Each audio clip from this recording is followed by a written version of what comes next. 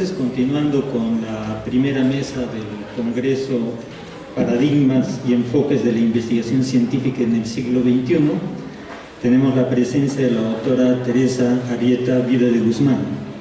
En nuestro medio es ampliamente conocido, así que no sería necesario hacerle alguna presentación. De todos modos, vamos a señalar algunos datos. Ella es doctora en Filosofía por la Universidad Nacional de San Agustín y Master of Arts por la Universidad de Massachusetts. Es profesora principal de la universidad, habiendo ocupado diversos cargos: directora de la Escuela de Filosofía, decana de la Facultad de Filosofía y Humanidades, jefa de la Oficina Universitaria de Promoción y Coordinación Cultural, teniendo actualmente a su cargo la dirección del Departamento de Filosofía. Ha recibido la medalla y diploma de la Cultura de la Municipalidad Provincial de Arequipa y distinciones honoríficas del Gobierno Regional de Arequipa, la Gerencia Regional de Educación, el Colegio Médico del Perú, la Federación Internacional de Juventudes Científicas en Mendoza, Bogotá y Santo Domingo. Dicta conferencias, cursos de posgrado, talleres en Perú, Chile, México, Estados Unidos y España. Publicaciones: tiene el libro Ética y Utopía en el Mundo Occidental y últimamente el libro Perfiles Filosóficos. Ella nos va a brindar la conferencia Ética e Investigación. La recibimos con fuertes aplausos.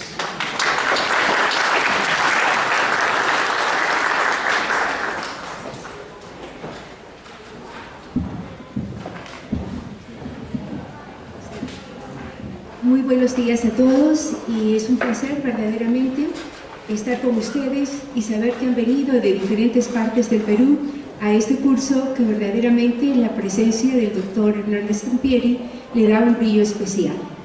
El tema del que me voy a ocupar es ética e investigación.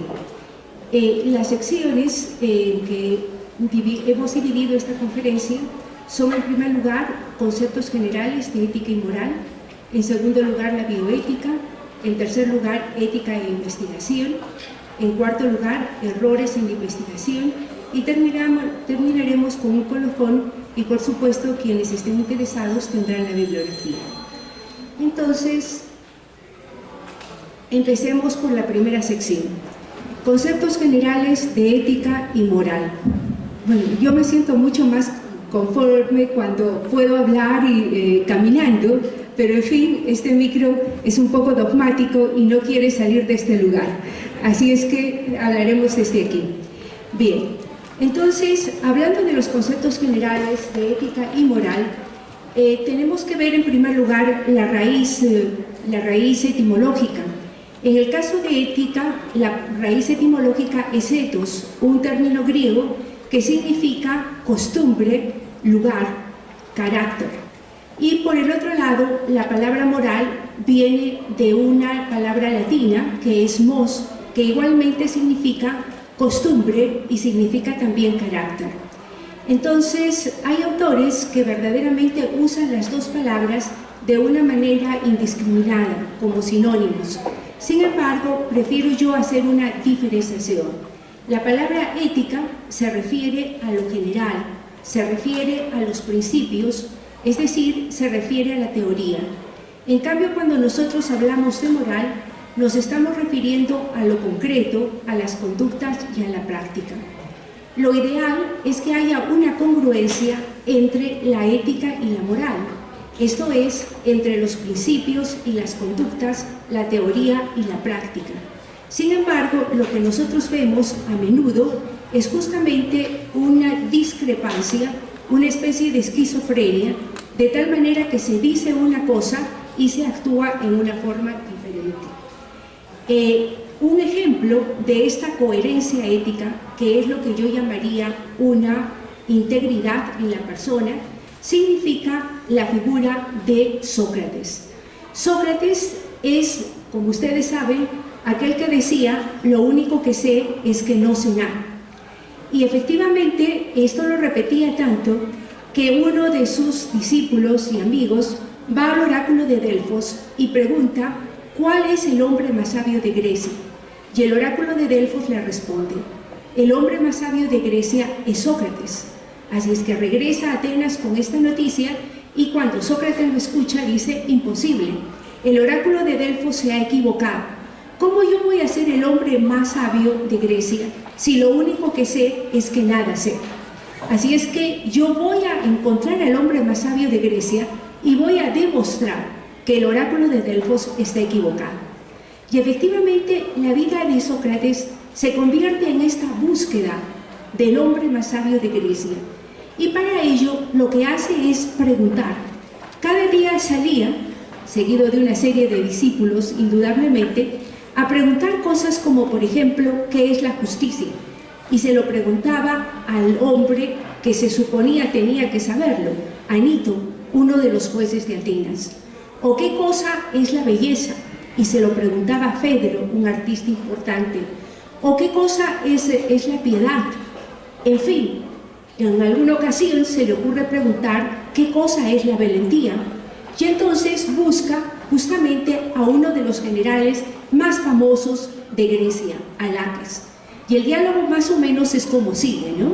Supongo que lo saludaría: Laques, que los dioses te protejan. ¿Podrías decirme tú qué cosa es la valentía? Y Laques, con un orgullo infinito, le dice: ¿qué es la valentía? Como diciendo: a mí, Laques, el general más valiente de Grecia, me preguntas que si sé qué es la valentía. Por supuesto que sé lo que es la valentía. Y entonces da una primera respuesta. La valentía consiste en avanzar siempre y no retroceder jamás. Parece buena la definición, ¿sí? Pero Sócrates no queda satisfecho y entonces le dice: no, Laques, porque tú mismo en tal batalla nos has hecho retroceder, pero no lo has hecho por cobardía, sino lo has hecho por estrategia. Y entonces Laques cambia su definición y dice: la valentía consiste en avanzar siempre y no retroceder jamás, a no ser por razones de estrategia. Parece que está bien, pero Sócrates no queda satisfecho y entonces le dice: no, Laques, tú me estás hablando de la valentía en la guerra, en donde tiene sentido esto de avances y de retrocesos, pero yo no te he preguntado qué es la valentía en la guerra, yo te he preguntado qué es la valentía en general. Y en tu definición no cabe pues la valentía de una madre, por ejemplo, que sacrifica la vida por sus hijos, o de alguien que es capaz de enfrentar la muerte por sus principios. Allí no hay avances ni retrocesos, ahí no hay estrategia. Así es que tu definición está mal. Y Laques inventa una nueva definición y Sócrates le vuelve a encontrar algún defecto, y así hasta que Laques, fastidiadísimo, le dice: no sé lo que es la valentía. Y entonces recién allí Sócrates queda contento. Y ustedes dirán: ¿pero por qué? ¿Por qué Sócrates irrita tanto a las personas hasta obligarlas a decir que no saben de lo que están tratando? Y la respuesta es muy simple: porque todos nosotros somos verdaderamente, tremendamente tercos, diría yo, y tremendamente orgullosos. Creemos que lo conocemos todo, cuando verdaderamente no conocemos muchísimas cosas. Y entonces cuando uno cree que sabe, no está dispuesto a aprender. Por lo tanto, el primer paso para aprender es reconocer que uno no sabe. Por eso el método de Sócrates tiene dos partes. Una primera parte, que es la mayéutica, una primera parte que es la ironía, en donde Sócrates no para hasta hacer reconocer al otro que no sabe de lo que está hablando, y una segunda parte que es la mayéutica, en donde, a partir de las propias definiciones que ha dado el interlocutor, se llega a una definición mucho mejor, que nunca es una definición perfecta, porque en los diálogos de Platón nunca se acaba el diálogo porque se llegó a la definición perfecta, sino porque se hace muy tarde, porque surge algún inconveniente, porque tienen que ir a otro lado, etcétera, etcétera. Lo cual nos indica que el camino a la verdad es un camino prácticamente infinito. En el caso de la ciencia, como bien lo han podido deducir de la conferencia anterior, el camino de la ciencia es un camino infinito, un camino de avances y de retrocesos, de aciertos y de desaciertos. Entonces, una vez que Sócrates, habiendo interrogado a las personas que se supone eran la más experta en los temas que él había elegido, y encontrar que no sabían de lo que estaban hablando, efectivamente Sócrates llega a la conclusión de que él era el hombre más sabio de Grecia. ¿Por qué creen ustedes? Porque mientras los otros creían que sabían y no sabían, el único que sabía que no sabía era él. Entonces, en eso estaba la sabiduría. Y en ciencia también eso es muy importante. Hay un afán de conocimiento incesante en el hombre, pero hay también que tener la prudencia y la humildad para reconocer cuándo uno sabe y cuándo uno no sabe y hasta qué punto uno sabe, y tener siempre en mente la posibilidad de que uno puede estar equivocado. Bien, entonces este personaje verdaderamente casi mítico, porque Sócrates nunca escribió una sola palabra y seguimos hablando de él, porque ¿quiénes nos dijeron quién era Sócrates? Por una parte Platón, que lo inmortaliza en sus diálogos. Por otra parte tenemos también la visión de Genófanes, que es una visión, diríamos, menos admirativa que la que tiene Platón, pero indudablemente también bastante centrada. Y tenemos también a un comediante que más bien ridiculiza a Platón en su obra llamada Las Nubes. Entonces tienen por una parte la figura excelsa de Platón, la figura ridiculizada de Platón y la parte intermedia que no las da Genófanes. Bueno, pero ¿por qué traigo a colación a Sócrates? Porque esta forma de vida de Sócrates, estar interrogando una y otra vez en su búsqueda por la verdad, le creó muchísimos enemigos. Uno de sus enemigos fue Anito, justamente, a quien lo interrogó sobre la justicia y, siendo como era juez de Atenas, no supo responder. Otro de sus grandes enemigos también fue Fedro, un artista al que interrogó sobre la belleza y no supo responder. Entonces le arman un juicio a Sócrates, que verdaderamente es una de las grandes vergüenzas, diríamos, de la humanidad. Acusan a Sócrates de querer corromper a la juventud y de no respetar a los dioses griegos. En cuanto a lo de los dioses griegos, dada la inteligencia de Sócrates, pienso que podría haber algo de verdad, porque recuerden ustedes que los dioses griegos no son sino hombres y mujeres con sus virtudes y sus defectos tremendamente magnificados, de tal manera que Afrodita no es bella, sino es bellísima, y Zeus no es mujeriego, sino es mujerieguísimo, y bueno, tienen ustedes a Apolo, que no es bello, sino bellísimo, y por su parte a Hefesto, que no es horrible, sino horribilísimo, en fin.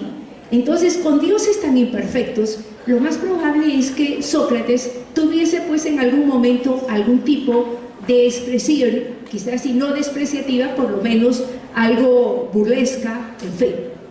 Entonces, de esa acusación yo diría que sí podría haber alguna base. Pero en cuanto a la otra acusación de querer corromper a la juventud, eso era completamente falso. Sócrates tenía la idea que el hombre ha nacido para ser feliz, pero para ser feliz necesita ser virtuoso, y para ser virtuoso necesita ser sabio. De tal manera que hay una tríade: sabiduría, virtud y felicidad. Y todo lo que quería Sócrates era que los jóvenes fuesen sabios, para que pudiesen ser virtuosos y para que pudiesen ser felices. De tal manera que corromper a la juventud, eso era algo completamente falso. Entonces hacen esa acusación y hay una primera votación. Y en esta primera votación, Sócrates es condenado a muerte, pero por un número de votos muy pequeño, tremendamente pequeño. De tal manera que lo llaman a Sócrates y le dicen: mira, Sócrates, podemos nosotros conmutarte esta pena de muerte, porque en realidad el número de votos que te la concede es mínimo, y tus alumnos están dispuestos a pagar la multa que nosotros fijemos, con tal de que tú sigas viviendo, de tal manera que tú ni siquiera vas a pagar la multa, pero tienes que prometernos una cosa. Tienes que prometernos que nunca más vas a salir a las calles a preguntar qué es esto y qué es lo otro, que vas a dejar en paz a los ciudadanos, que te vas a dedicar a tus cosas, que vas a llevar una vida normal. Y entonces, ¿qué creen ustedes que contesta Sócrates? Sócrates dice: no, yo tengo un daimon, Daimon en griego significa demonio, pero no tiene la connotación de maldad que nosotros le damos a este término. Dice, es como la voz de la conciencia. Yo tengo un daimon, mi voz de la conciencia, que me dice que cada día debo salir a las calles y preguntar a los ciudadanos sobre una cosa y sobre otra, porque mi misión es ser como el tábano que molesta al caballo, pero que lo tiene alerta. Y yo les prometo, ciudadanos, que si ustedes me dejan libres, mañana mismo seguiré haciendo lo que he hecho toda la vida, porque es preciso obedecer a mi daimon antes que ustedes. Primera prueba de esta integridad. Esta integridad entre la teoría y la práctica. Lo que él decía, lo que él pensaba y lo que él hacía. No importa que enfrentara la muerte. Pero ¿qué ocurre?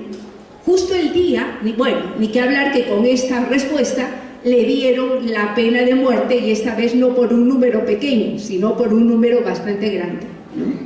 Entonces, ¿qué ocurre?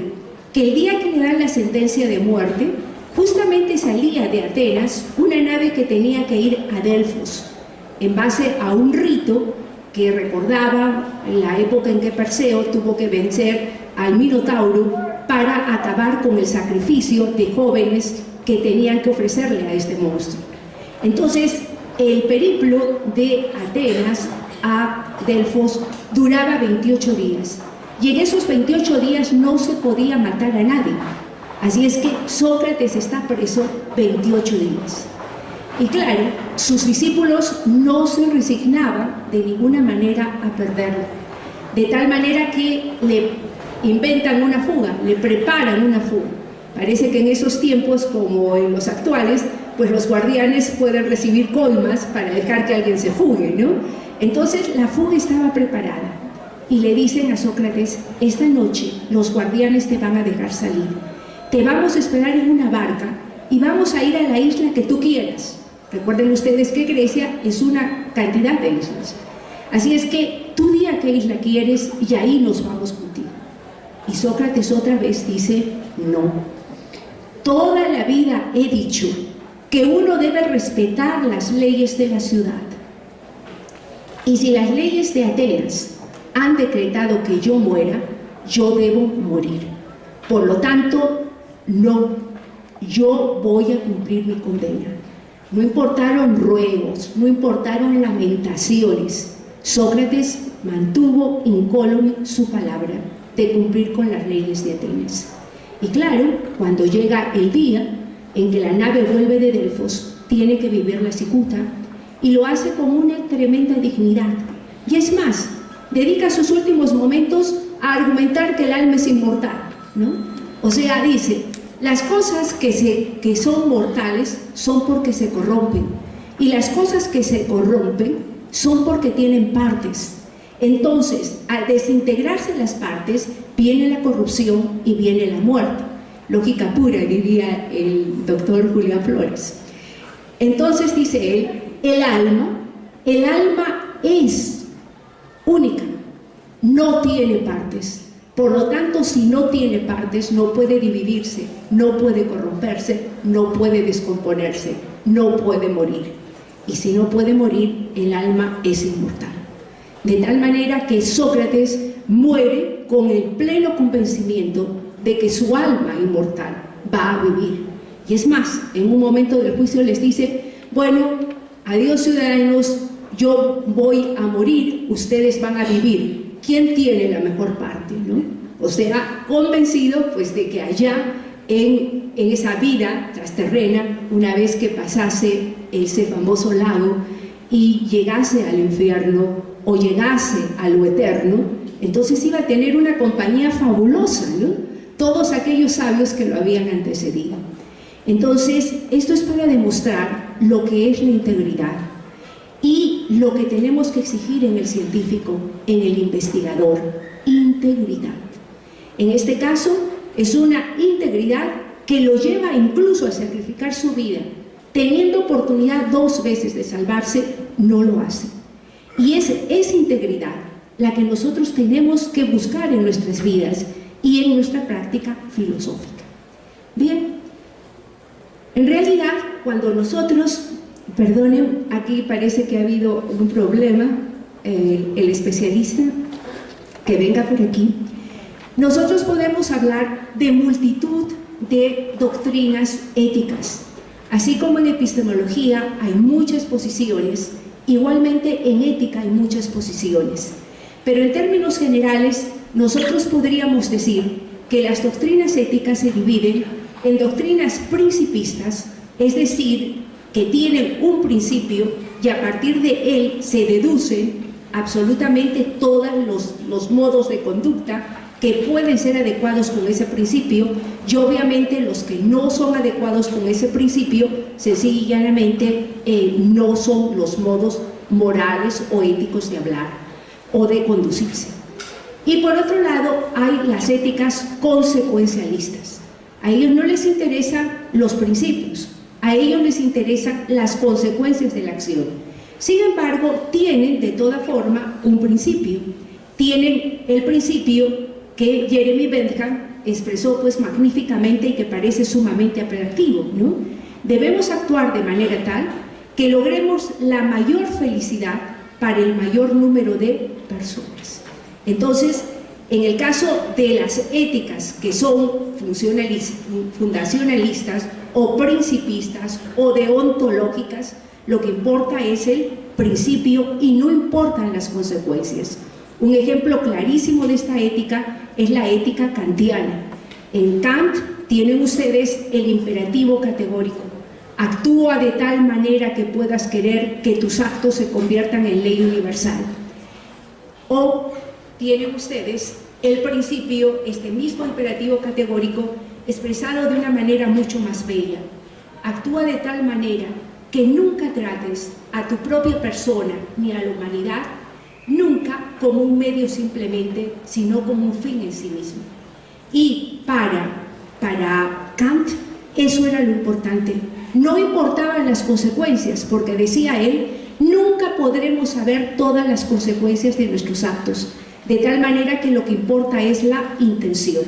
Los consecuencialistas, por su parte, dicen, no, lo único que importa es la consecuencia, las intenciones no importan. De buenas intenciones está completamente lleno el mundo. Muy bien, pero yo ahora no quiero hablarles de estas éticas tradicionales, quiero hablarles de una nueva forma de ética que ha surgido más o menos por los años de 1970. Me refiero a la bioética. Entonces, vamos a tratar de ver la investigación relacionada con los principios de la bioética. Bien, entonces, ¿cuál es el que introduce este término de bioética? Allí lo tienen, Van Rensselaer-Potter. ¿Y cómo es que él define la bioética?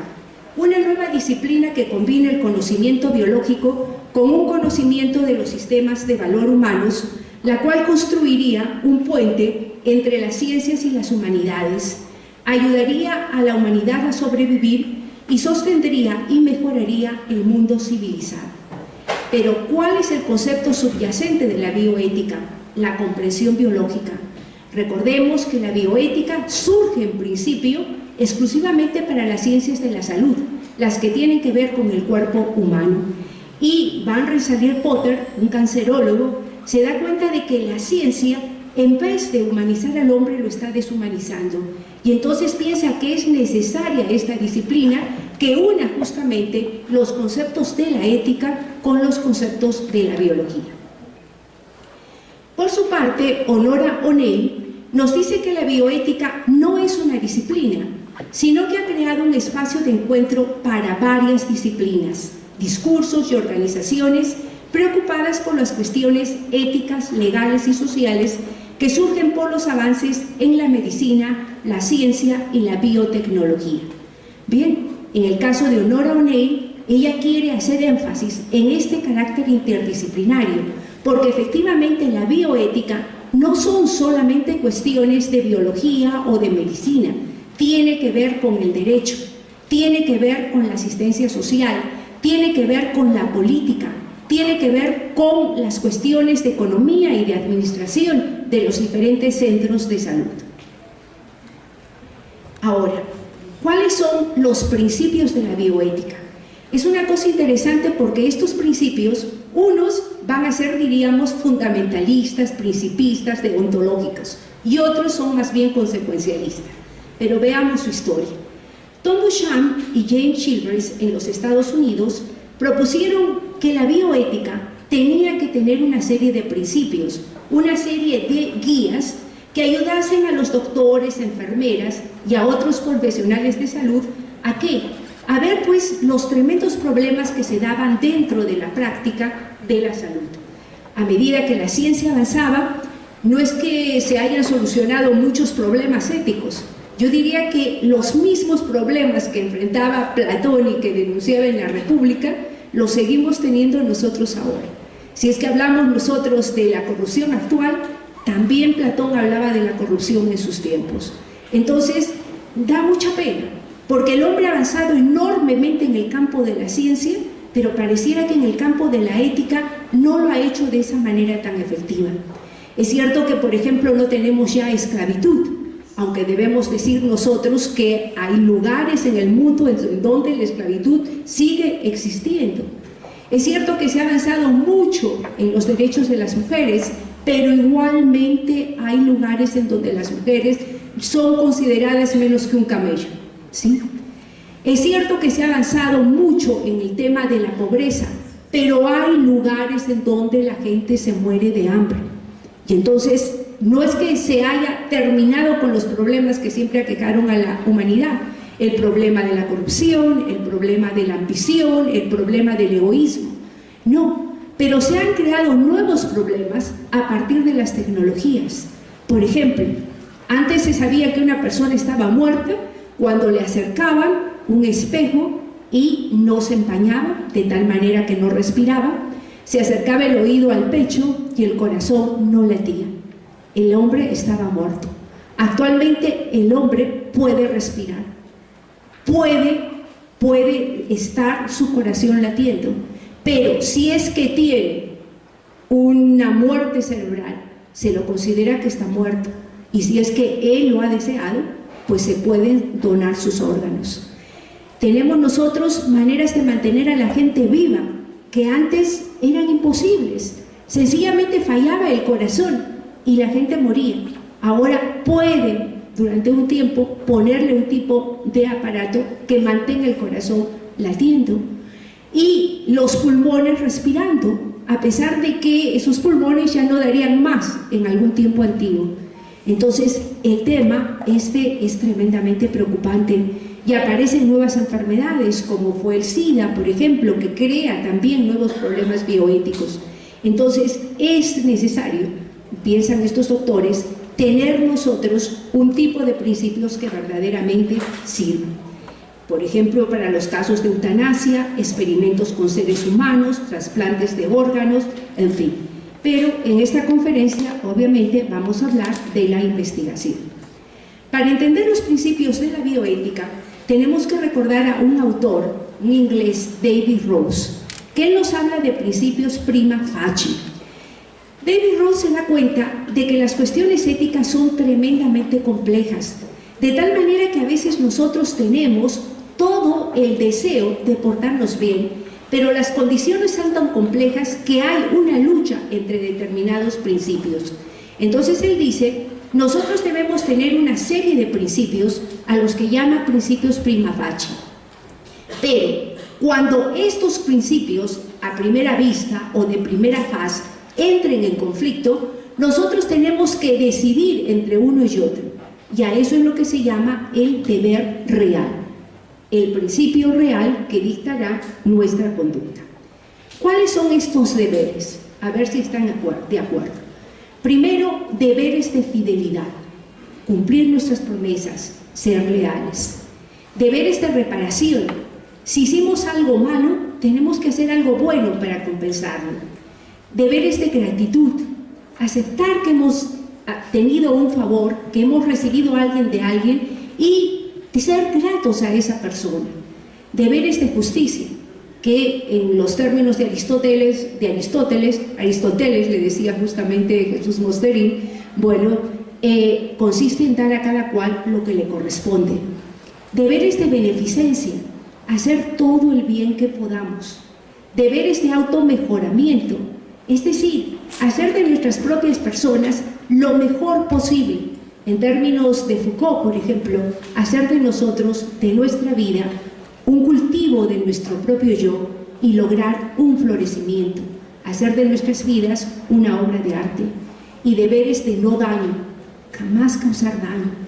Realmente la vida es tan problemática de por sí que en lo que nosotros podamos ayudar a los demás, magnífico, y evitar causar daños.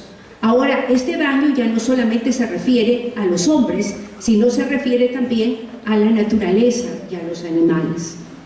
Bueno, entonces ellos dicen, por ejemplo, si yo tengo que venir a dar esta conferencia y en el camino encuentro que hay una persona que ha sido atropellada y que nadie la atiende, por una parte yo tengo un deber de fidelidad.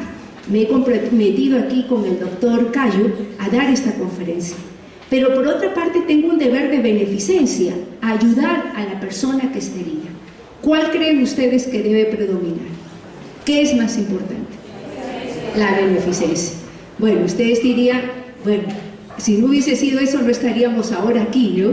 Y de repente estaríamos más tranquilos. Bueno, sea como fuere, el tema es ese. La vida es complicada. Lo ideal es que estos deberes no conflictúen, pero a veces conflictúan, y entonces tenemos nosotros que elegir, tenemos que privilegiar. Bien, entonces Bouchard y Childress hablan también de 4 principios prima facie. El primer principio de la bioética es el principio de no maleficencia, no causar daño. Este principio está basado en el juramento hipocrático. Recuerden ustedes, primum non nocere. En segundo lugar, tenemos el principio de beneficencia, que en términos médicos es efectuar la cura o al menos proporcionar un tratamiento paliativo. Tenemos también el principio de autonomía. Este es un principio completamente novedoso dentro de la medicina, porque antes el paciente era un ser pasivo y simplemente tenía que obedecer a pie juntillas lo que diría el médico. Actualmente no, el paciente tiene el derecho de dar sus propios puntos de vista. Y tenemos el otro principio, que es el principio de justicia, o sea, el principio de equidad. Nunca se puede tratar a nadie con discriminación, y sea esta discriminación de tipo étnico, sexual, racial, religioso, de cualquier tipo.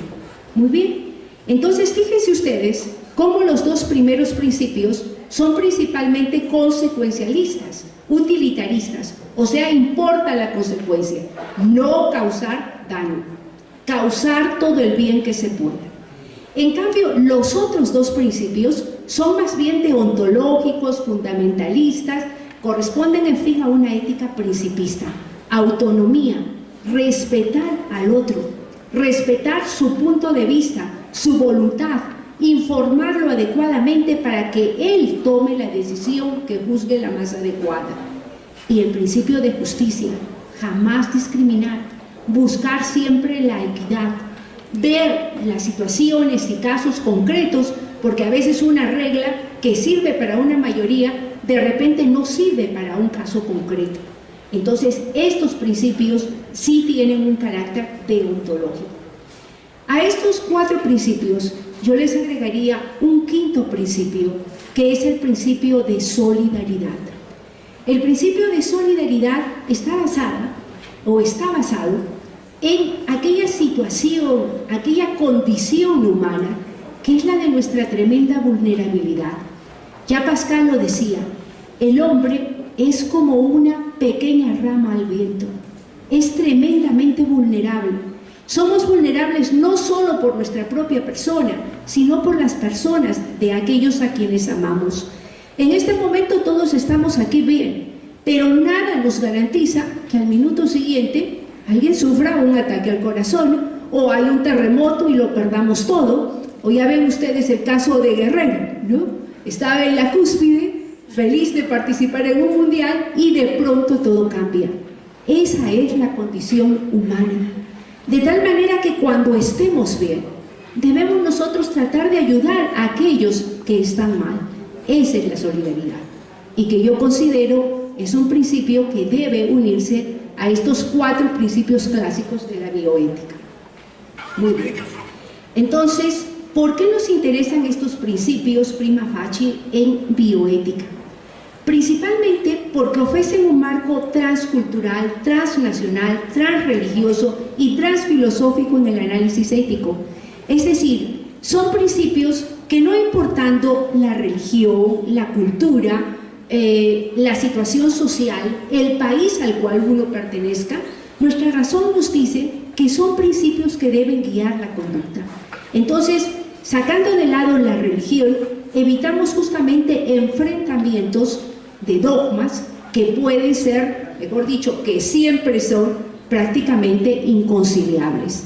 Entonces, son principios basados en la razón, una razón que, creo yo, los va a juzgar siempre aceptables si es que procede con rectitud. Muy bien. Ahora, estos principios también necesitan ser balanceados. El caso más claro que se presenta en medicina viene a ser el caso de los testigos de Jehová, que, como ustedes saben, no permiten transfusiones de sangre. De tal manera que el principio de beneficencia diría: póngale la transfusión porque con eso se va a curar. Y el principio de autonomía dice: respete su decisión, que no va a aceptar la transfusión porque el hacer que ese cuerpo ajeno entre a su organismo le va a causar la condenación eterna. Son casos bastante problemáticos.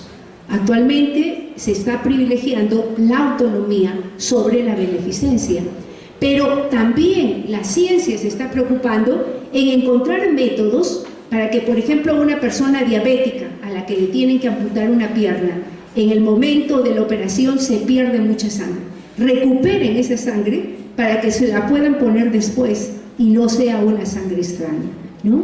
Entonces, la ciencia también se preocupa para lograr que la autonomía de la persona sea respetada.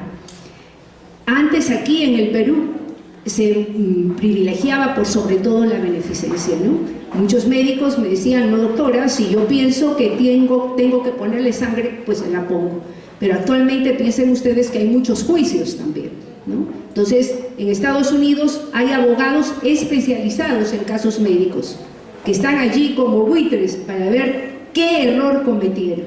Y esto también es un problema, porque los médicos, para evitar errores, están pidiendo cantidades de exámenes que aquí, en un país tan pobre como es el nuestro, definitivamente, pues, si es que se llevasen a cabo, incrementarían mucho esto, ¿no? Pero ya en el Perú también está habiendo abogados especializados en encontrar fallas o errores médicos. Muy bien. Okay. Entonces, vamos a pasar ya, igualmente me están avisando que quedan 10 minutos, vamos a pasar a los principios básicos de la ética de la investigación. El primer principio es honradez en el trabajo científico, esta integridad de la que hablamos al comienzo. O sea, los resultados se deben formular cuando realmente se han obtenido esos resultados, no cambiarlos. Y se tiene que tener un tremendo respeto por los datos observados.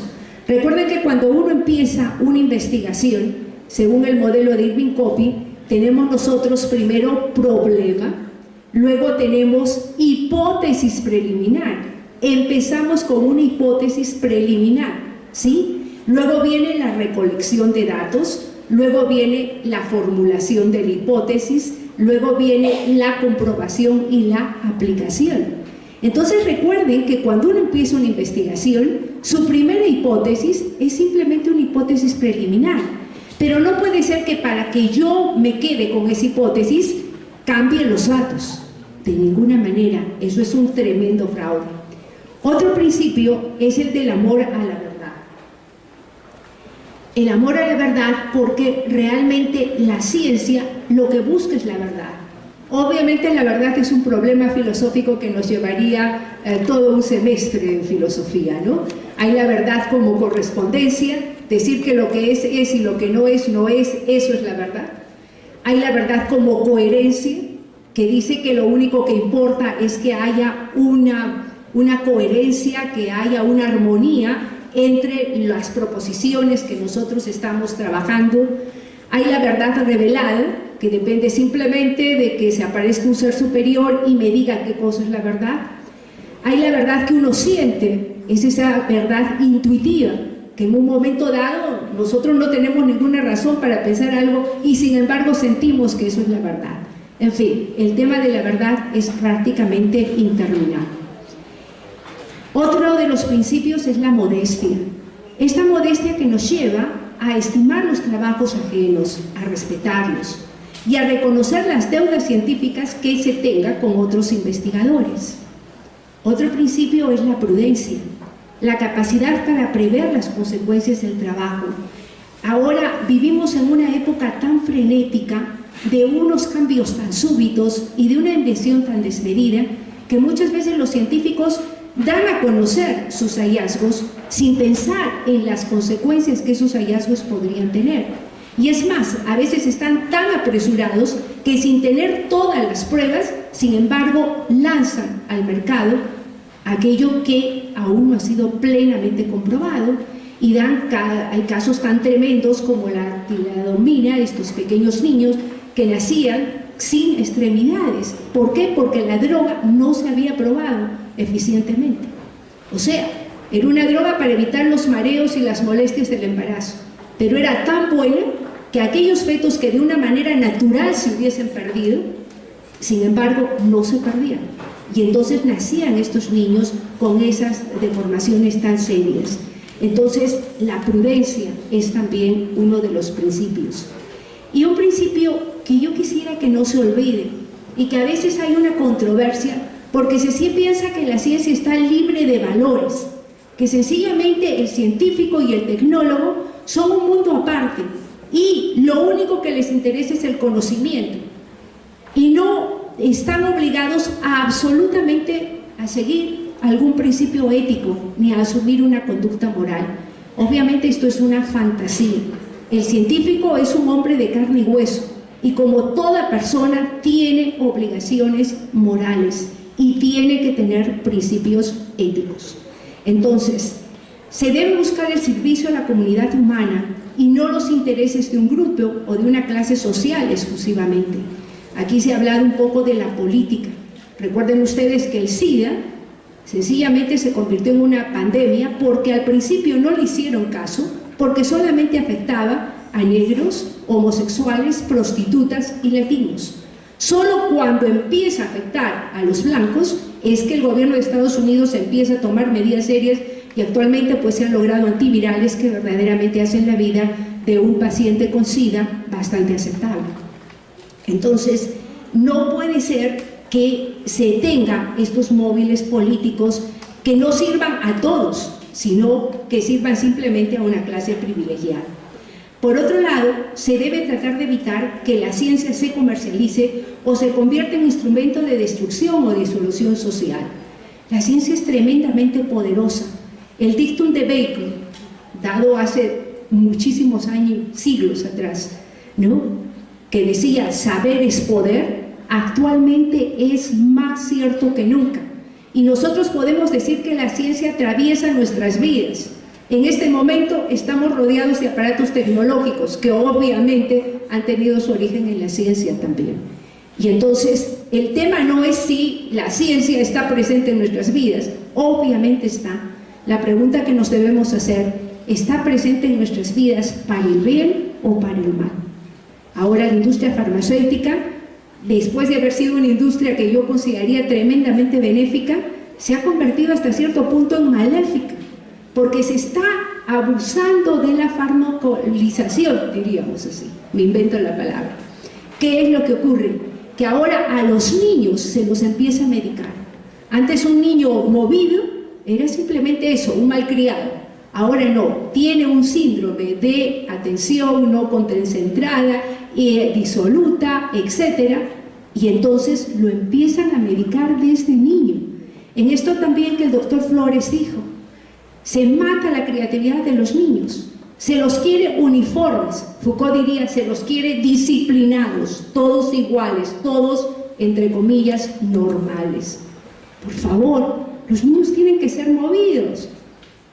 Y entonces otra de las recetas es darle su tablet. Ahí sí tienen un niño totalmente quieto, ¿no? Pero ¿y qué pasa con sus otras cualidades que tienen también que desarrollarse? Muy bien. Entonces, nosotros podemos ver problemas éticos en una serie de pasos que tiene la ciencia. El tratamiento de los datos.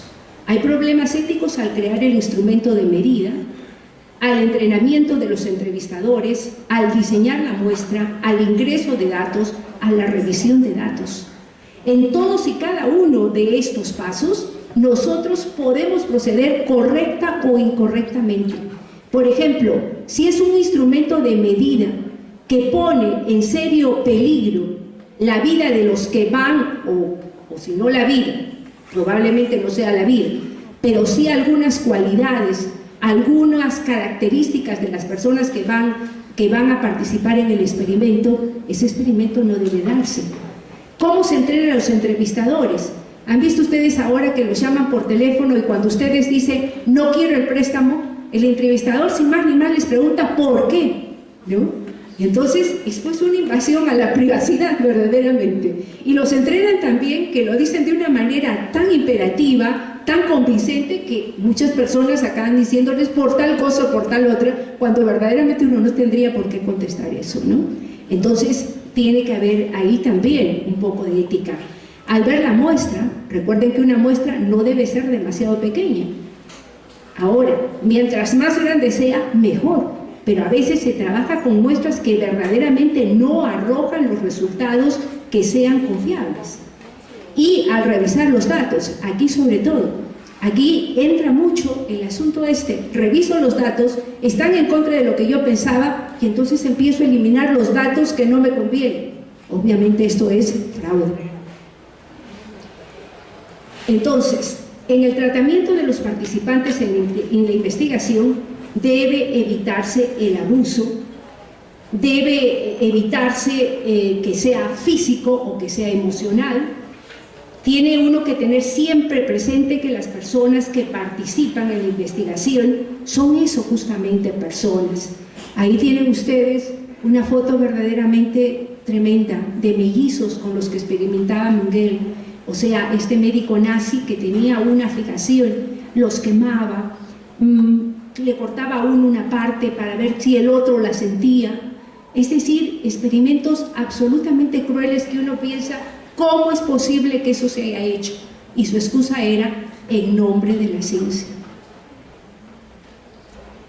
Regulaciones para la investigación con seres humanos. Bueno, en esto verdaderamente Estados Unidos lleva una gran ventaja. Desde los 60s y los 70s prácticamente hay ya un control de índole federal, ¿no? Y más bien cuando se trata de investigadores empresariales, como siempre, cuando hay dinero, el control es mucho menor. Pero el reporte Belmont hizo que por lo menos 3 principios fuesen completamente aceptados y que después se recogieron también en los principios biomédicos. O sea, para el reporte Belmont había el principio de maleficencia, de autonomía y de justicia. En el Perú es muy bueno saber que en muchas universidades se han creado comités de ética de investigación. De hecho, la Católica tiene un comité de ética, de hecho San Agustín también lo tiene. Ahora, cómo estén funcionando exactamente no lo sé, ¿no? Pero de hecho están estos comités de ética y confío en que lo estén haciendo bien. Ahora, podemos decir también nosotros que en este nivel en Arequipa, a este momento, la investigación en los laboratorios no es muy significativa. Sin embargo, allí se trabaja mucho con los animalitos y verdaderamente el trato que le dan es tremendo, ¿no? A un pequeño animalito de un experimento lo pasan a otro y así hasta que muere. Entonces hay ahí un poco, no diré un poco, hay mucha crueldad. Bueno, como les decía, el reporte Belmont surge a raíz justamente de que en pleno siglo XX se descubre que unos médicos que querían investigar los estadios más avanzados de la sífilis habían permitido que un grupo de negros pobres, muchos de ellos ancianos, no obtuviesen la penicilina. que es el medicamento con el que esa enfermedad dejó de ser, como en un momento lo fue el SIDA, una enfermedad tremendamente atemorizante, una enfermedad estigmática, porque tenía que ver con un tipo de conducta sexual en muchos casos no adecuada. Pero se logra la penicilina, se los puede curar, y estos médicos no les dan el remedio. ¿Por qué? Porque querían estudiar la enfermedad en sus estadios avanzados, e incluso permitieron que muchos mueran. Así es que cuando se ve esto, es un escándalo, se empieza a investigar más y se encuentra de que no solamente había habido este tipo de experimentos, sino en las cárceles también se abusaba tremendamente de los presos y en los manicomios de las personas que tenían problemas, qué sé yo, problemas de índole psiquiátrico, ¿no? Entonces hay allí pues un escándalo. Que lo hiciesen los nazis, bueno, sabemos que esa fue una ideología totalmente perversa, pero que en Estados Unidos, que se suponía la cuna de la libertad, se diese ese tipo de experimentos, causó un tremendo escándalo. Bien, ahora, sí, errores en la investigación. En los errores podemos hablar de errores que, dado que la naturaleza humana no es perfecta, sencillamente los cometemos sin una mala intención. Hay otros errores que son por negligencia del investigador. Aquí ya sí hay un poco de culpabilidad, diríamos, pero no hay una intención de engañar. ¿Cuáles son los errores en los que ya hay una intención clarísima? El fraude.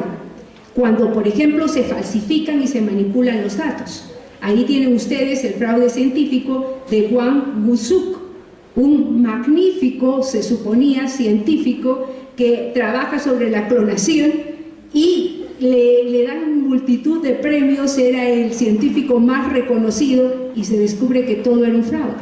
O sea, había falsificado los datos. Otro tipo de fraude también es el recorte y cocina. O sea, lo que yo les digo a mis alumnos, corta y pega, ¿no? Y muchas veces, pero en esto de cocina, se buscan los datos para pegar que me conviene y se evitan los otros. Eso es también fraude. Y el plagio, ¿no? El plagio, que es la copia de una obra ajena. ¿Con qué intención? De hacerla pasar como propia. Recuerden que para que se cometa plagio no es necesario que la obra plagiada esté publicada, ni la del plagiario tampoco, ni que la conducta esté castigada por la ley, ni tampoco que se transcriba textualmente la obra ajena, ¿no? Alguna vez un alumno me dice, pero esto no es plagio, doctora, porque yo lo he cambiado, ¿no? He hecho una paráfrasis, etc. Cuidado, si no mencionan al autor, es plagio, porque paráfrasis y todo, la idea es del otro, ¿ok? Entonces, es otra cosa también, a veces incluso el plagiado actúa con consentimiento y dice, bueno, pues ya, bueno, es el caso de los negocios de tesis, ¿no? Entonces, eso es plagio también. Ahora, ¿cuáles son las medidas contra el plagio? La primera, instruir a los alumnos sobre el alcance o la extensión de lo que se califica como plagio. O sea, este tema del plagio lo empiezan en el colegio. O sea que llegan a la universidad ya expertos en plagio. Entonces, quitarles esas ideas de la cabeza implica verdaderamente una seria reflexión ético-moral, ¿no? Que ellos se den cuenta que es un robo, que es un plagio, es como un secuestro, justamente en latín tiene esa connotación, secuestro de una idea por otra. Aquí, por ejemplo, les he puesto una mujer a la que están plagiando, porque generalmente piensan que solo a los hombres se los plagian, ¿eh? Pero conste que ahora hay la idea que de pronto puntos importantes de la teoría de la relatividad de Einstein no eran de Einstein, sino de su esposa rusa. Bueno, entonces el asunto es que hay también, o sea, al plagio ha ayudado demasiado todo el tema de la informática. Pero la informática, otra vez, igualmente puede ayudar para evitar el plagio, porque se están haciendo una serie de softwares de detección de plagio, ¿no? Entonces, realmente en Estados Unidos prácticamente todas las universidades tienen este sistema. Así es que el paper pasa primero al sistema y después recién al profesor. Es magnífico, estupendo. Y la no impunidad. O sea, un plagiario tiene que tener un castigo. En Estados Unidos es la muerte académica prácticamente. Aquí bueno, no se tiene todas esas connotaciones, pero indudablemente cada vez más se está tendiendo a castigar el plagio. Otra conducta irregular es la autoría ficticia, la publicación duplicada, y esto tiene que ver con esta idea también, publicar o perecer, es el lema. Entonces, ¿qué pasa? Uno tiene un artículo, le cambia unas cuantas cosas, la manda a una revista, lo manda a otra, y en vez de tener una sola investigación, que es lo correcto, se tienen 2 o 3. Publicación fragmentada. Uno tiene una investigación que tiene diferentes pasos y que llega a una conclusión. Es una investigación. Pero yo empiezo a publicar un capítulo por aquí, otro por allá, etc. Autoplagio. Bueno, esto es bien cómodo porque a veces uno se plagia a sí mismo, ¿no? Entonces, ya pues esto está bien hecho, lo vuelvo a poner en tal parte o tal otra. En todo caso se tiene que poner la referencia, incluso la propia referencia. Sesgos de publicación, también, ¿a dónde lo mando? ¿Y cómo lo mando? Publicidad de resultados de investigación, a veces también, antes de que la investigación esté terminada, la publicita enormemente. Y a veces resulta que por esa publicidad, a un destiempo, se encuentra que el asunto no era lo que uno había esperado. Y entonces pocos son los que son capaces de llamar a la prensa y decir, me equivoqué, y sin embargo eso tendría que ser. Y el tema de los derechos de los autores también, ¿no? Nosotros tenemos que respetar lo que otro creó. Y por otro lado, nosotros también tenemos el derecho de que nuestras publicaciones sean respetadas y que cuando las mandemos a publicación se nos trate también con toda la rigurosidad y la honestidad. Ha habido casos en que uno manda una publicación a una revista y acaban publicándola con el nombre de otro. O sea, hay que tener mucho cuidado con eso, a qué revista se mandan las publicaciones. Bien, entonces, ¿cómo se aplicarían los principios bioéticos a la investigación? Recuerden ustedes que en toda investigación que ustedes hagan, deben procurar que no se haga mal a nadie, que se haga todo el bien que se pueda, que se proceda con justicia y que se respete la autonomía. De esa manera ustedes cumplen los principios de bioética clásicos y tienen una actitud solidaria, porque finalmente, ¿qué es lo que nosotros tenemos en el mundo? ¿Un yo absolutamente separado de los demás? No, el hombre se hace hombre en la sociedad. Si no viviese en una sociedad, como ha ocurrido con esos niños ferales abandonados, nunca llega a desarrollar plenamente sus capacidades de hombre. De tal manera que cuando pensemos en nosotros, no pensemos simplemente como individuos, sino pensemos también como parte de un ser social. ¿Cuál es el valor que primordialmente persigue la ciencia? Obviamente es el valor de la verdad. Que este sea un término complicado no impide que ustedes intuitivamente sepan cuándo están mintiendo y cuándo están diciendo la verdad. ¿Ok? ¿Cuál es el valor que primordialmente persigue la tecnología? La utilidad. Pero hablemos nosotros de una utilidad humana, no de una utilidad crematística. Y finalmente, ¿qué es lo más importante en la vida? A ver, ¿qué es lo que ustedes querrían para sus hijos? ¿Ah? Que sean ricos, que sean poderosos, que sean felices. Y volvemos a Sócrates. El fin de la vida es la felicidad. Y para ser felices debemos ser virtuosos. Y para ser virtuosos debemos ser sabios. Muy bien. Entonces, la investigación científica le da al hombre la oportunidad de cumplir con aquella necesidad básica que ya Aristóteles la menciona en su Metafísica. Todo hombre por naturaleza apetece saber. Si esta disposición intelectual se practica correctamente, si tenemos las instituciones que nos permitan cultivarla adecuadamente, esto se convierte en una virtud. Pero si es que entran fenómenos negativos, esto se convierte en un vicio. Y no hay nada más peligroso que un científico perverso. O sea, un hombre ignorante puede hacer daño, pero un científico perverso puede hacer infinitamente más daño. De allí que otra vez recordemos, saber es poder, pero poder para el bien. La aplicación de la investigación científica de los principios de la bioética, vuelvo a repetírselos, beneficencia, no maleficencia, autonomía, justicia y solidaridad, junto con la búsqueda de la verdad, imagínense ustedes, puede solucionar los problemas del mundo.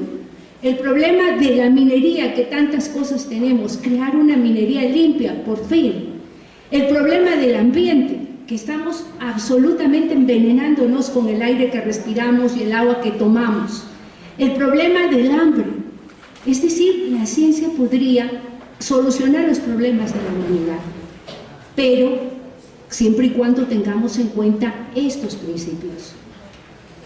Entonces, quiero acabar con una frase de Séneca. Séneca, este filósofo estoico, que pensaba que verdaderamente el peor mal que le puede ocurrir al hombre no es la muerte, sino la corrupción del alma, decía lo siguiente: mientras estamos en este mundo, estamos entre seres humanos, practiquemos pues nuestra humanidad. Y yo les diría que una de las formas más bellas de practicar la humanidad es justamente en la investigación científica adecuadamente conducida. Muchas gracias.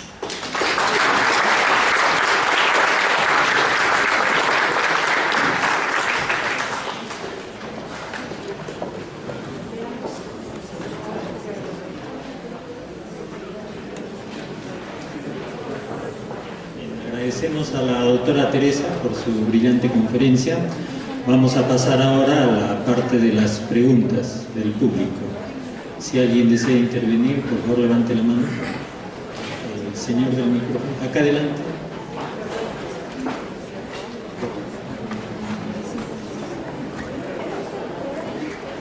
Doctora Teresa, felicitaciones por su ponencia, como siempre excelente. Quisiera pedir de repente algunas sugerencias para fomentar la investigación en la secundaria.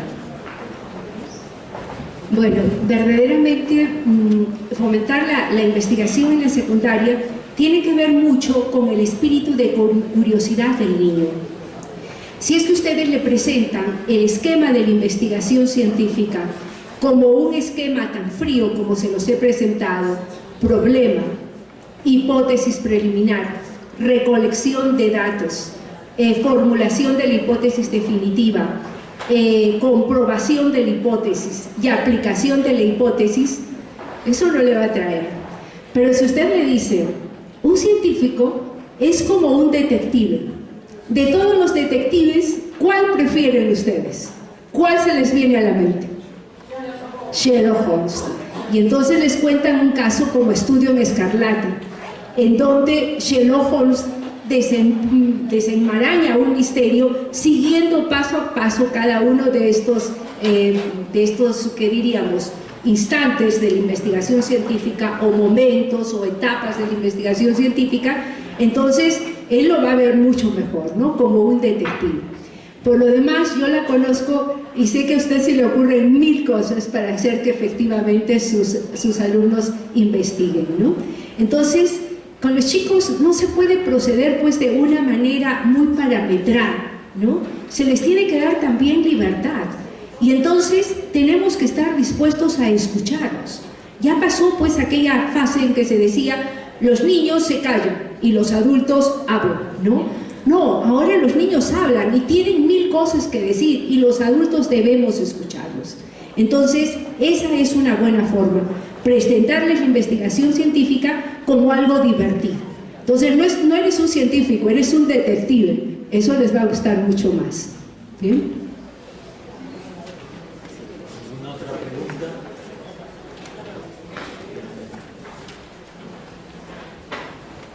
Buenos días, doctora. Tengo en sí una consulta que la puede tratar en forma individual o en forma...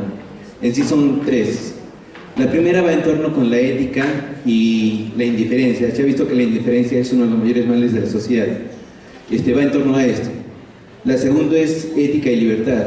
Se han hecho experimentos donde la persona en general, al verse en libertad, va tomando actitudes en contra de los valores. La siguiente es la ética y la sociedad en sí, como sistema social. Mundialmente nos regimos por el sistema económico, que es el que va a imperar muchas veces sobre la ética. Y bueno, sobre estos 3 puntos quería comentar. Muy bien, muchas gracias. Bueno, efectivamente este tema que usted ha tratado, el primero, es tremendamente interesante. La indiferencia y la anomia, que pareciera ser una característica de la sociedad posmoderna.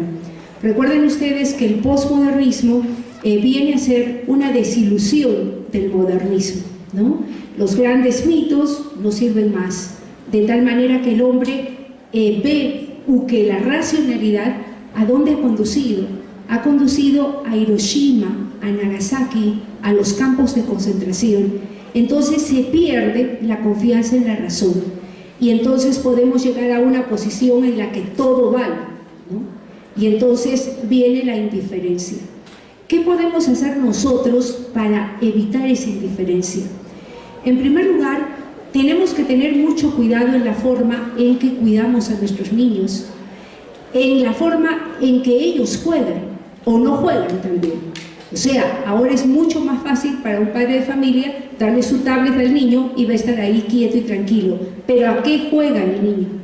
Si ven ustedes sus juegos, generalmente gana el que mata más, gana el que golpea más. Entonces, ¿qué ocurre? El niño se acostumbra a ver, diríamos, la actitud sádica como normal. Y entonces ahí viene el tremendo mal moral.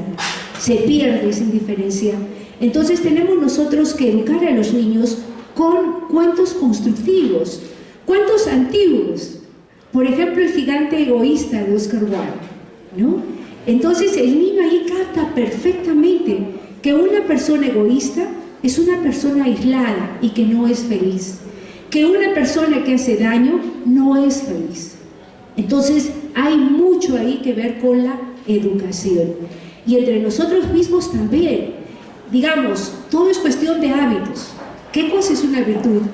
Una virtud es el hábito de portarse bien, decía Aristóteles, y un vicio es el hábito de portarse mal.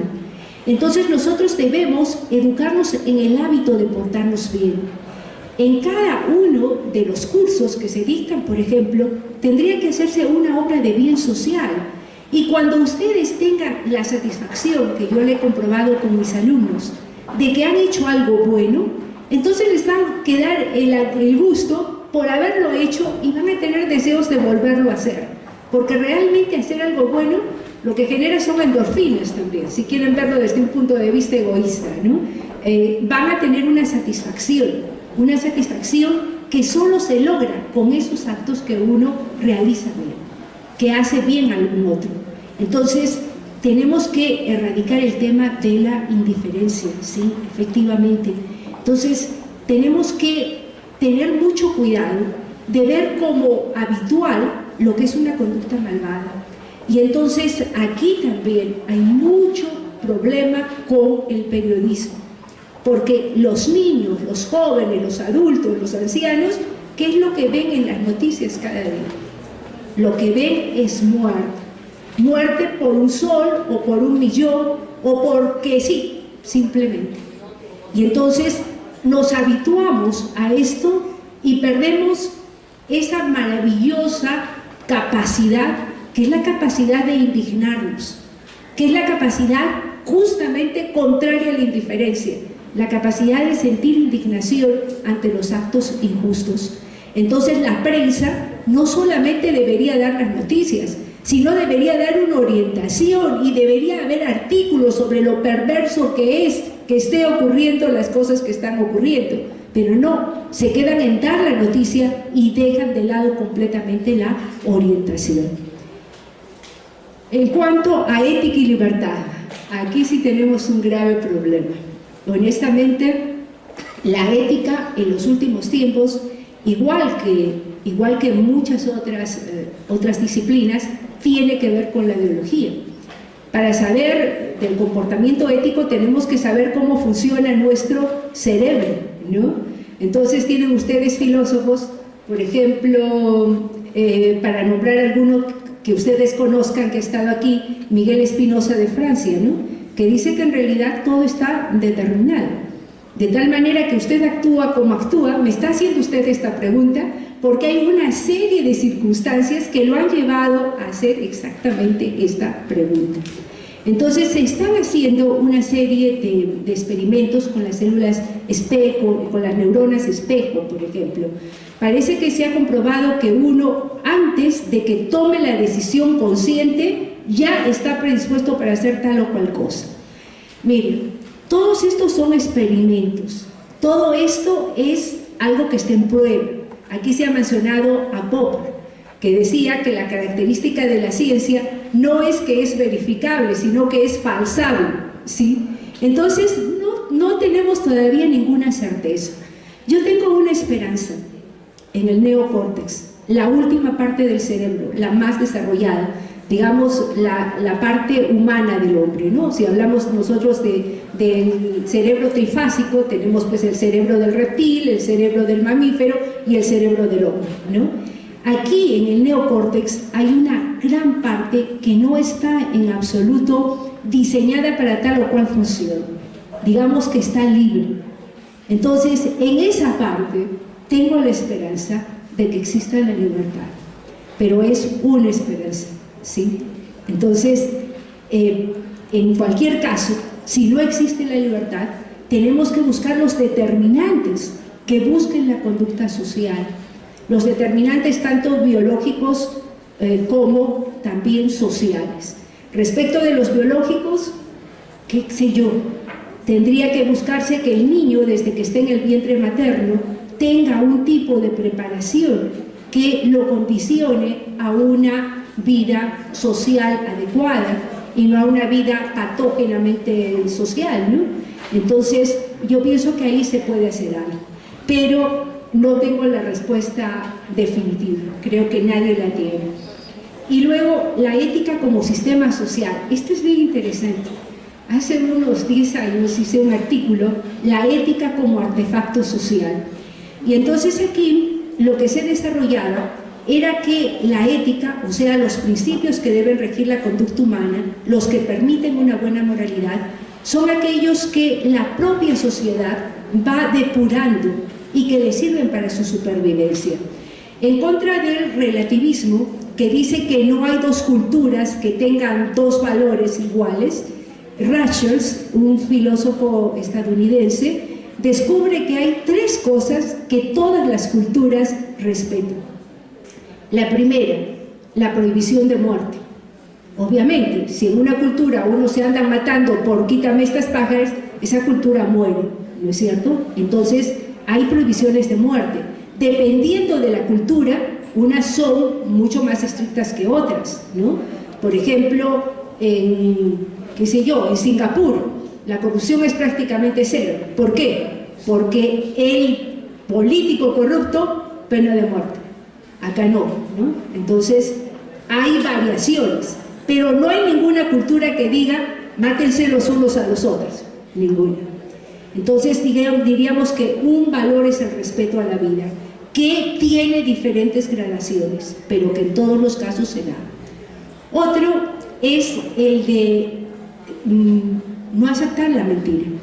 O sea, todas las culturas tienen prohibiciones contra la mentira, porque si en una cultura tienen ustedes pura mentira, se llega a desintegrar tanto el tejido social que hay sociedades que viven una vida espantosa porque tienen temor de que les mientan, y no solo les mientan, sino les hagan daño. Entonces se rodean de una serie de ritos para protegerse. Entonces, en términos generales, cuando se miente demasiado, llega un momento en que el pueblo ya no sabe qué creer. Me temo que el Perú ha habido ocasiones en que verdaderamente ha estado en ese plan. Tanto que decíamos, si el gobierno dice tal cosa, si dice no va a subir la gasolina, compremos gasolina porque va a subir. ¿Se dan cuenta? Eso es terrible, perder eso, ¿no? Entonces, hay prohibición contra la mentira, hay prohibición contra la muerte, y hay otra cosa muy linda, el cuidado de los niños. Todas las culturas buscan proteger a los niños. ¿Por qué? porque el cachorro humano es un cachorro tremendamente frágil. Vean un cachorro de perro, ¿no? A los 6 meses ya se maneja. Vean un niño de 6 meses, es absolutamente vulnerable.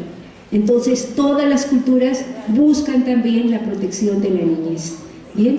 Y entonces, de esa manera, podríamos hablar pues de la ética como un sistema social, por lo menos con el respeto de esos 3 valores. Y usted me hablaba de un punto también importantísimo que es el de la economía, ¿no? Bueno, saquémonos de la cabeza el chip, ¿no? Para seguir empleando el término del doctor Flores, el chip de que lo más importante es el dinero. Todos ustedes me han dicho que lo más importante es la felicidad. Gracias.